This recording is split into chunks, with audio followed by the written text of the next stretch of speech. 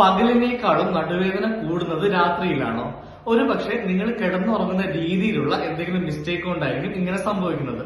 ഞാൻ ഈ പറയുന്ന രീതിയിൽ ഒന്ന് ഉറങ്ങി നോക്കൂ. നിങ്ങൾ മലർന്ന് കിടക്കുന്ന ഒരാളാണെങ്കിൽ ഉറങ്ങുന്ന സമയത്ത് നമ്മളുടെ കാലിന്റെ, അതായത് മുട്ടിന്റെ താഴെയായിട്ട് ഒരു ചെറിയ പില്ലോ വെച്ചിട്ട് കിടന്നുറങ്ങാൻ വേണ്ടിയിട്ട് ശ്രദ്ധിക്കുക.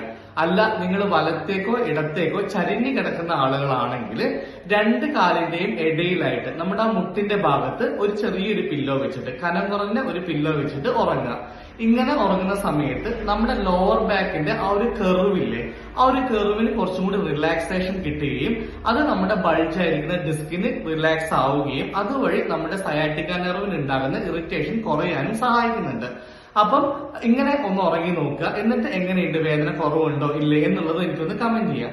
അതുപോലെ തന്നെ നിങ്ങൾ നല്ല സോഫ്റ്റ് ആയിട്ടുള്ള ബെഡിലൊക്കെ കിടന്നുറങ്ങുന്ന ആളുകളാണെങ്കിൽ അതൊന്ന് നിർത്തിയിട്ട് നല്ല ഫ്രെയിംഡ് ആയിട്ടുള്ള അത്യാവശ്യം കട്ടിയുള്ള ബെഡിൽ കിടന്നുറങ്ങാൻ വേണ്ടിയിട്ട് ശ്രദ്ധിക്കുക. അതുപോലെ തലയണയൊക്കെ വെക്കുന്ന സമയത്ത്, തലയ്ക്ക് തലയണ വെക്കുന്ന സമയത്ത് വളരെ ഉയരം കൂടിയ തലയണ വെക്കുന്നത് ഒഴിവാക്കിയിട്ട് കട്ടി കുറഞ്ഞ തലയണ വെച്ചിട്ട് കിടന്നുറങ്ങാൻ വേണ്ടി ശ്രദ്ധിക്കുക.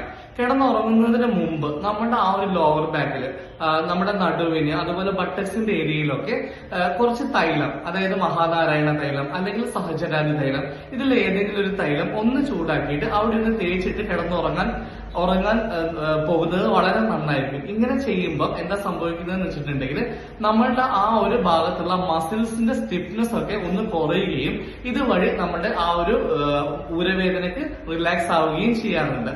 അപ്പൊ ഇങ്ങനെയൊക്കെ ഒന്ന് ചെയ്തിട്ട് ഉറങ്ങാൻ വേണ്ടി നോക്കുക. എന്നിട്ട് എങ്ങനെയുണ്ട്, റിലാക്സ് ആവുന്നുണ്ടോ ഇല്ലേ എന്നൊന്ന് എനിക്ക് കമന്റ് ചെയ്യൂ. Thank you.